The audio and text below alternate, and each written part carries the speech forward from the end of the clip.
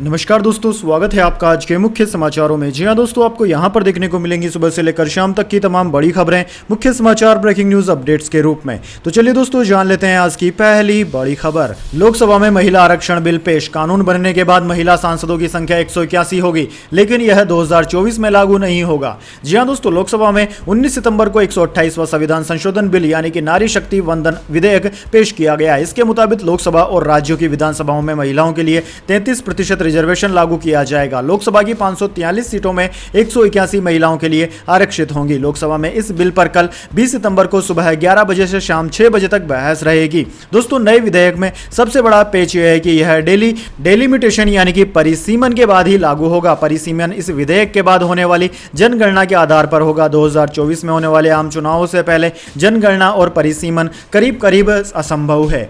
इसके बाद दोस्तों, अगली बड़ी खबर। संसद की पुरानी इमारत अब संविधान सदन। पीएम बोले, इसकी गरिमा कभी कम नहीं होगी। नई संसद में हम नए भविष्य का श्री गणेश करेंगे। जी हां दोस्तों, संसद की 96 साल पुरानी इमारत में कार्यवाही का कल आखिरी दिन था। आजादी और संविधान को अपनाने की गवाह इस इमारत को विदाई देने पक्ष विपक्ष के तमाम सांसद पहुंचे। प्रधानमंत्री मोदी ने सबके साथ फोटो खिंचवाई। इसके बाद तमाम सांसद सेंट्रल हॉल पहुंचे। सेंट्रल हॉल में अपने अनुभव साझा करते समय कुछ सांसद भावुक हुए तो किसी ने इसे गौरव का पल कहा। प्रधानमंत्री ने कहा कि संसद का सेंट्रल हॉल हमें भावुक भी करता है और कर्तव्य के लिए प्रेरित भी करता है। यही 1947 में अंग्रेजी हुकूमत ने सत्ता हस्तांतरित किया था। बाद में संविधान ने भी यही आकार लिया। पीएम ने कहा कि आज हम यहां से विदाई लेकर संसद के नए भवन में बैठने वाले हैं और यह बहुत शुभ है कि गणेश चतुर्थी के दिन वहां बैठ रहे हैं। आज नए संसद भवन में हम सब मिलकर नए भविष्य का श्री गणेश करने जा रहे हैं। इसके बाद दोस्तों, अगली बड़ी खबर।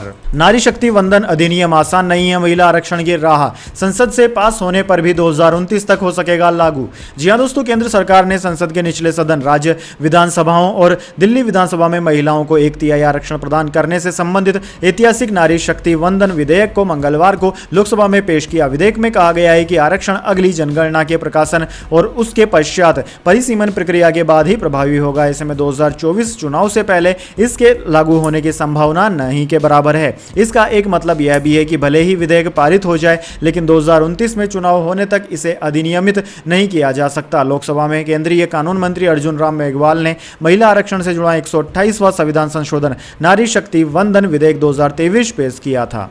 इसके बाद दोस्तों, अगली बड़ी खबर। कनाडा से लौटाए डिप्लोमेट का नाम लीक किया गया। पंजाब कैडर के आईपीएस अफसर पीके राय रो में तैनाती। भारत सरकार ने सिक्योरिटी मांगी।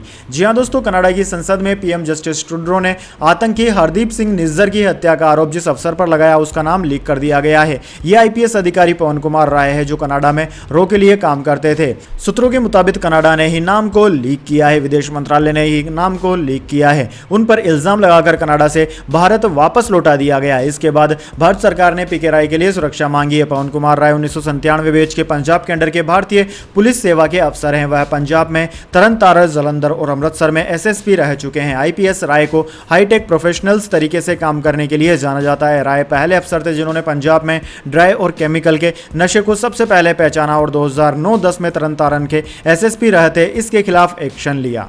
इसके बाद दोस्तों, अगली बड़ी खबर। काली रमन पर भड़के रेसलर बजरंग पूनिया बोले, चैलेंज एक्सेप्ट करूंगा, न देश छोड़ा है और ना ही मरा हूं। तुम ब्रजभूषण की जय जयकार करते रहो। जी हां दोस्तों, एशियन गेम्स ट्रायल में छूट देकर बजरंग पूनिया को सीधे एंट्री कराने का मामला ठंडा नहीं पड़ा है। इस मामले में पहलवान विशाल काली रमन के माता पिता बुधवार को अनशन पर बैठेंगे। वहीं विशाल के भाई ने बजरंग और महिला पहलवानों को लेकर बयान दे दिया है, जिससे बजरंग पूनिया भड़क उठे। वे किर्गिस्तान में बैठे हुए सोशल मीडिया पर लाइव आए और विशाल के माता पिता को कहा कि पहले उसे बोलना सिखाओ, चैलेंज की बात बाद में आएगी। रही बात चैलेंज की तो वह एशियन गेम्स के बाद स्वीकार किया जाएगा। मैं कहीं जा नहीं रहा हूं, मैं देश छोड़कर नहीं भागा हूं, न मैं मरा हूं और न ही मेरा जमीर मरा है। तुम तो शुरू से ही ब्रजभूषण की जय जयकार कर रहे हो। विशाल के भाई ने एक इंटरव्यू में बजरंग पूनिया के साथ उनकी पहलवान पत्नी संगीता फोगट को लेकर कई बातें कही थी। यहां तक कहा गया था कि बजरंग ने धरना बेच दिया। बजरंग इतने काबिल हैं तो विशाल से कुश्ती लड़ें, अगर वे जीते तो भारी कैश देंगे। इसके बाद दोस्तों, अगली बड़ी खबर। भारत के खिलाफ गोलबंदी करने चले कनाडा को लगा झटका। ब्रिटेन की सुनक सरकार की दो टूक।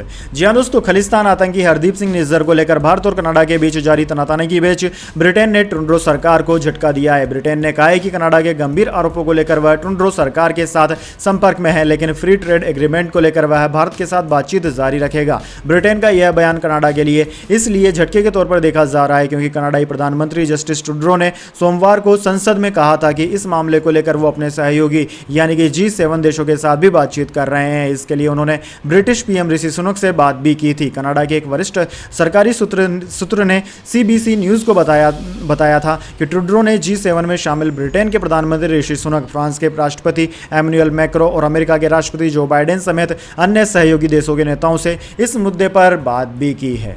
इसके बाद दोस्तों अगली बड़ी खबर, हिमाचल विधानसभा में गूंजा अडानी का मामला। कांग्रेस MLA बोले निजी घराने ने आपदा में अवसर खोजा, सेब के मार्केट के रेट गिराए। जी हां दोस्तों, हिमाचल प्रदेश विधानसभा के मानसून सत्र में भी अडानी का मामला गूंजा। राष्ट्रीय आपदा घोषित करने के संकल्प पर बोलते हुए शिमला ग्रामीण से कांग्रेस विधायक हरीश जनारथा ने कहा कि प्रदेश में इस बार सदी की भीषण आपदा आई, इसमें अडानी ने सेब के मार्केट रेट गिराने की कोशिश की। उन्होंने कहा कि मार्केट में जब सेब 130 से 140 रुपए प्रति किलो बिक रहा है, तब अडानी ने 80 से 90 रुपए के रेट ओपन किए। प्रदेश के बागवानों ने अडानी का बहिष्कार किया। इसके बाद अडानी ने सेब के रेट बढ़ाए। हरीश जनारथा ने कहा कि केंद्र द्वारा इंपोर्ट ड्यूटी घटाने से सेब के रेट पर फर्क पड़ा है। हिमाचल की राजधानी शिमला में जरूरत से ज्यादा निर्माण हो गया है। शिमला के विधायक हरीश जनारथा ने विधानसभा में राष्ट्रीय आपदा घोषित करने के संकल्प पर बोलते हुए कहा कि पहाड़ों की रानी शिमला को डीकंजेस्ट करने की जरूरत है, कुछ दफ्तर यहां से शिफ्ट करने चाहिए। इसके बाद दोस्तों अगली बड़ी खबर, नवाज शरीफ बोले भारत चांद पर पहुंचा, हम पैसे मांग रहे हैं, कहा आज हमारी कोई इज्जत नहीं। जनरल बाजवा ने पाकिस्तान की यह हालत की है। जी हां दोस्तों, पाकिस्तान के पूर्व प्रधानमंत्री नवाज शरीफ ने कहा है कि भारत आज चांद पर पहुंच चुका है, G20 समिट होस्ट कर रहा है। भारत के पास आज खजाने में $600 अरब हैं, वहीं पाकिस्तान $1 अरब चीन और अरब देशों सहित दुनिया भर से मांग रहा है। ऐसे में हमारी उनके सामने क्या इज्जत रह गई है, हम कंगाल होने की कगार पर हैं। नवाज ने कहा कि जिन लोगों ने पाकिस्तान का यह हाल किया है वो देश के सबसे बड़े मुजरिम है। पाकिस्तान डेमोक्रेटिक मूवमेंट PDM की सरकार ने देश को डिफॉल्ट होने से बचाया, वरना देश में पेट्रोल के दाम 1000 रुपए प्रति लीटर तक पहुंच जाते हैं। नवाज शरीफ ने देश की इस हालत के लिए retired army chief general Qamar Javed Bajwa, पूर्व ISI चीफ फैज हमीद और पूर्व चीफ जस्टिस मियां साकिब निसार को जिम्मेदार ठहराया है। इसके बाद दोस्तों अगली बड़ी खबर, देवानंद का बंगला अब बनेगा 22 मंजिला टावर, इतने करोड़ में बिका एक्टर का घर। जी हां दोस्तों, दिवंगत एक्टर देवानंद का जुहू वाला घर बिक गया है। उन्होंने अपनी पत्नी कल्पना कार्तिक और अपने बच्चों सुनील आनंद और देवीना आनंद के साथ इस घर में एक लंबा अरसा गुजारा और इस घर से उनकी जिंदगी के बेहद खूबसूरत पल जुड़े हैं। अब दोस्तों उनका ये बंगला एक 22 मंजिला टावर में बदल जाएगा। हिंदुस्तान टाइम्स ने एक सोर्स के हवाले से कहा है कि देवानंद का जुहू बंगला एक रियल एस्टेट कंपनी को बेच दिया गया है। इसकी डील हो चुकी है और अब कागजी कार्रवाई चल रही है। कहा जा रहा है कि देवानंद का यह घर लगभग 350 से 400 करोड़ रुपए में बेचा गया है। इस बंगले को तोड़कर अब 22 मंजिल लंबा टावर लगाया जाएगा। इसके बाद दोस्तों अगली बड़ी खबर, संबंध बनाने के लिए पत्नी मना करे तो क्रूरता, हाई कोर्ट ने कहा इस आधार पर पति तलाक ले सकता है। जी हां दोस्तों, दिल्ली हाई कोर्ट ने एक मामले की सुनवाई करते हुए कहा है कि शादी के बाद अपने पार्टनर को संबंध के लिए इनकार करना क्रूरता है। संबंध के बिना शादी अभिशाप है। शादी के बाद यौन संबंधों में लगातार निराशा से ज्यादा घातक और कुछ नहीं हो सकता। इस मामले में पत्नी के विरोध के चलते शादी का मकसद ही पूरा नहीं हुआ है। दरअसल दोस्तों कपल की शादी साल 2004 में हिंदू रीति रिवाज से हुई थी। इसके बाद महिला मुश्किल से 35 दिन अपने पति के साथ रही। महिला शादी के बाद भी पिछले 18 सालों से अपने मायके में रह रही है। पत्नी के ससुराल न लौटने पर पति ने फैमिली कोर्ट में तलाक की अर्जी दी, जिसके बाद कोर्ट ने तलाक का फैसला सुनाया था। इसके बाद दोस्तों अगली बड़ी खबर, राज्यसभा में GST बकाये को लेकर मल्लिकार्जुन खड़गे ने सरकार पर बोला बड़ा हमला। वित्त मंत्री बोली सच्चाई से परे हैं आरोप। जी हां दोस्तों, नए संसद भवन में राज्यसभा में GST के बकाये के मुद्दे पर सत्ता पक्ष और विपक्ष के बीच तीखी नोकझोंक देखने को मिली। राज्यसभा में नेता विपक्ष मल्लिकार्जुन खड़गे ने राज्यसभा में केंद्र सरकार पर आरोप लगाया कि राज्यों को GST का पैसा नहीं दिया जा रहा है। उनके इन आरोपों पर वित्त मंत्री निर्मला सीतारमण की तरफ से तीखी प्रतिक्रिया देखने को मिली है। वित्त मंत्री ने उनके इन आरोपों का खंडन करते हुए कहा कि नेता विपक्ष का यह आरोप सच्चाई से परे है। राज्यसभा में प्रधानमंत्री मोदी के संबोधन के बाद मल्लिकार्जुन खड़गे ने अपने संबोधन में केंद्र सरकार पर हमला बोलते हुए कहा कि राज्यों को कमजोर किया जा रहा है, उन्हें GST का पैसा नहीं मिल रहा है। नेता विपक्ष ने आरोप लगाया कि राज्यों को मनरेगा का पैसा नहीं दिया जा रहा, कृषि या सिंचाई का पैसा भी समय पर नहीं मिल रहा है। मल्लिकार्जुन खड़गे के इन आरोपों पर वित्त मंत्री ने आपत्ति जाहिर की। वित्त मंत्री निर्मला सीतारमण ने नेता विपक्ष के इन आरोपों को सच्चाई से परे बता दिया। वित्त मंत्री ने कहा कि हमने उधार लेकर भी राज्यों को उनके जीएसटी के बकाये के पैसे का भुगतान किया है।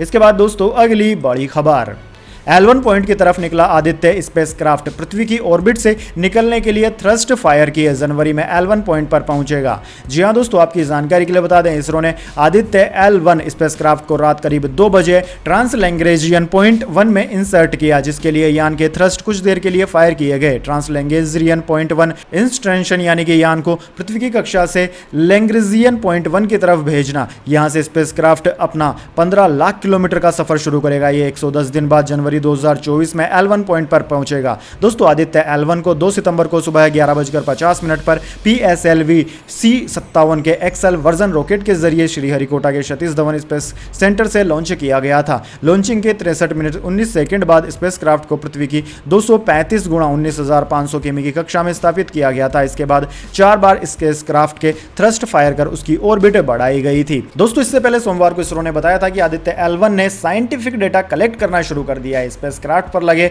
सुप्रा thermal and energetic particle spectrometer यानी कि स्टेप्स इंस्ट्रूमेंट को 10 सितंबर को पृथ्वी से 50,000 किलोमीटर दूर एक्टिवेट कर दिया गया था। इसके बाद दोस्तों जाने अगली बड़ी खबर, लेकिन उससे पहले मेरी आपसे छोटी सी रिक्वेस्ट है, अगर दोस्तों आपको अभी तक हमारी न्यूज पसंद आई है तो इसे छोटा सा लाइक जरूर दीजिए, और अगर आपको पसंद नहीं आई है तो बेशक आप डिसलाइक भी कर सकते हैं, लेकिन दोस्तों लाइक और डिसलाइक जरूर कीजिए, क्योंकि दोस्तों यही हमारी मेहनत का फल होता है और इसी से हमें पता चलता है कि आपको हमारी वीडियोस पसंद आ रही है या नहीं। तो चलिए दोस्तों जान लेते हैं आज की अगली बड़ी खबर।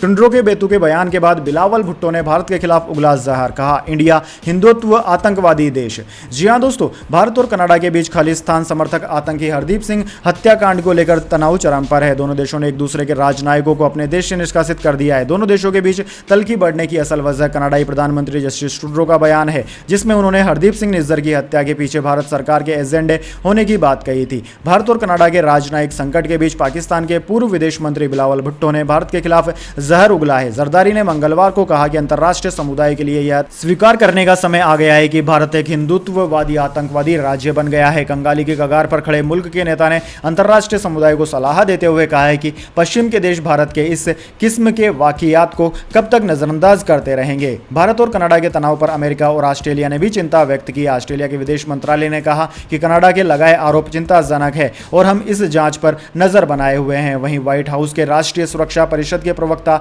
एड्रियन वॉटसन ने कहा कि अमेरिका खालिस्तान समर्थक नेता की हत्या में भारतीय सरकारी एजेंटों को शामिल होने के आरोपों में बेहद चिंतित है।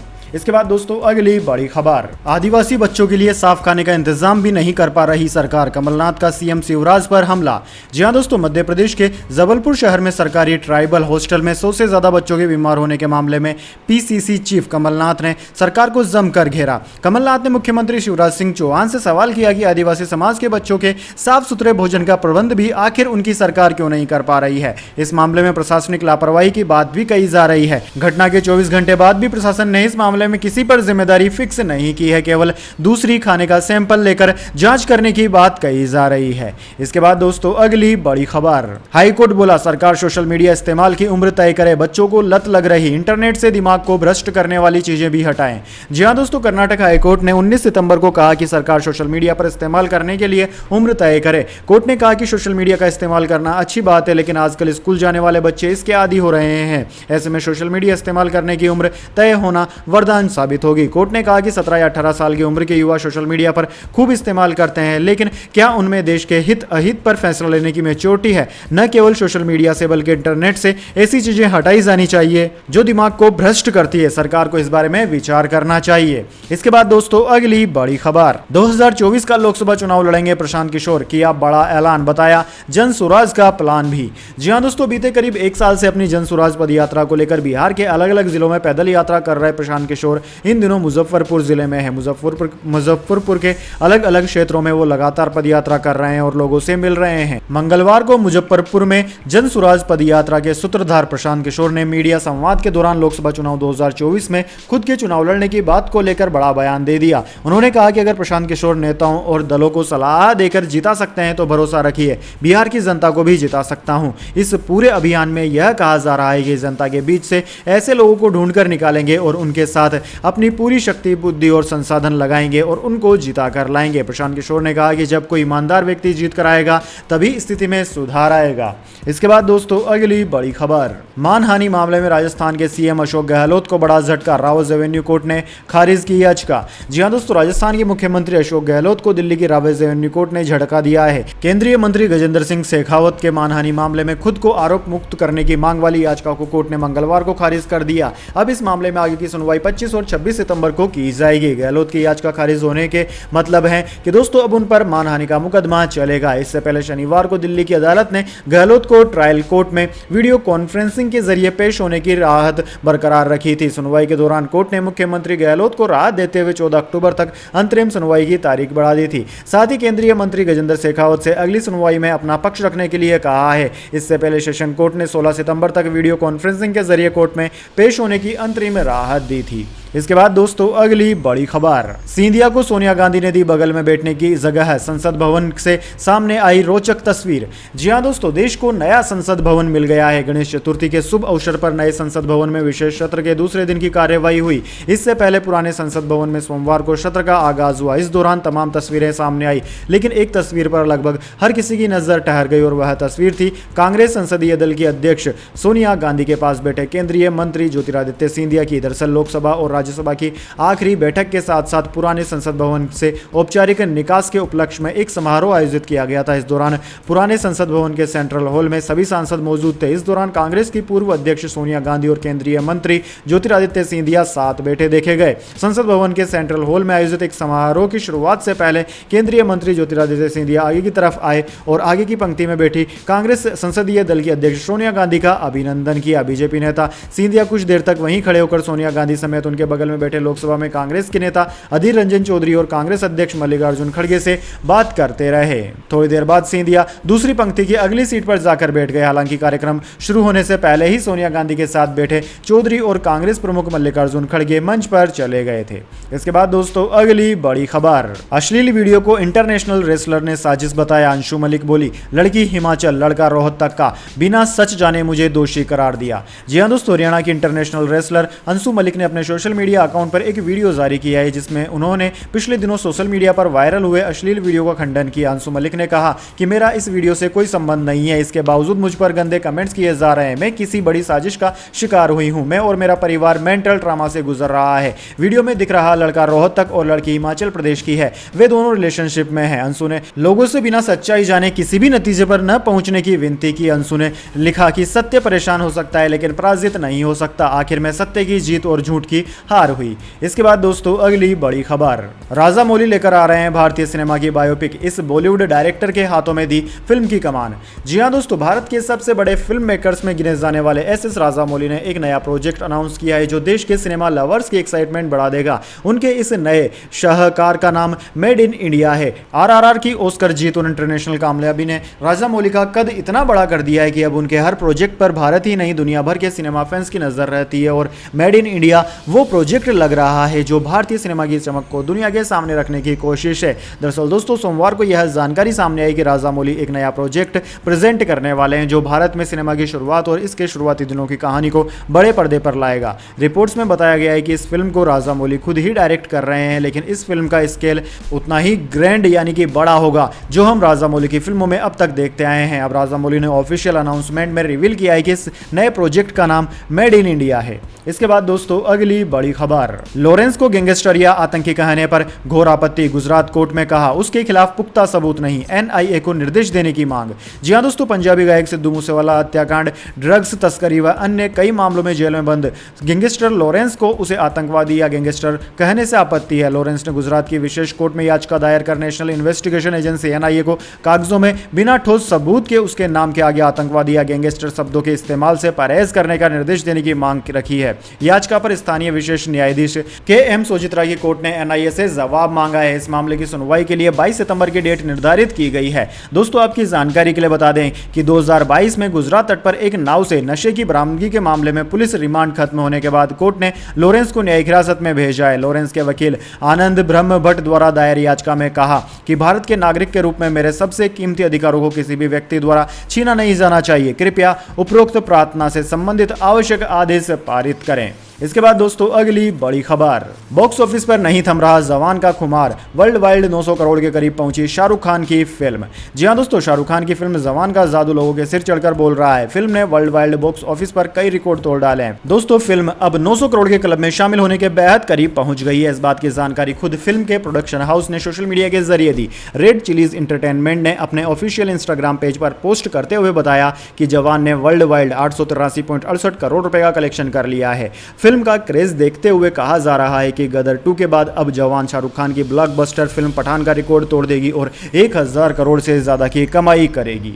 तो दोस्तों यह थी आज की तमाम बड़ी खबरें। इसके बाद दोस्तों बारी आती है आज के माइंड क्विज क्वेश्चन की। जी हां दोस्तों, एक आसान से सवाल का जवाब देकर आप जीत सकते हैं एक अमेजिंग सरप्राइज गिफ्ट हमारे यूट्यूब चैनल की ओर से। तो दोस्तों आज का सवाल आपकी स्क्रीन पर आ चुका है। भारतीय सिनेमा के जनक के रूप में किसे जाना जाता है? जी हां दोस्तों, अगर आप जानते हैं उन व्यक्ति का नाम जिनको कि भारतीय सिनेमा का जनक कहा जाता है तो जल्दी से उनका नाम कमेंट बॉक्स में लिख दीजिएगा। दोस्तों आपका जवाब होता है एकदम सही और आप चुन जाते हैं लकी विजेता के रूप में, तो आपको मिल सकता है एक अमेजिंग सरप्राइज गिफ्ट हमारे यूट्यूब चैनल की ओर से। तो दोस्तों जल्दी से अपना उत्तर कमेंट बॉक्स में लिख दीजिए, वीडियो को लाइक कर लीजिए और चैनल को सब्सक्राइब करके बेल आइकन भी दबा लीजिए। धन्यवाद। वंदे मातरम। जय हिंद, जय भारत।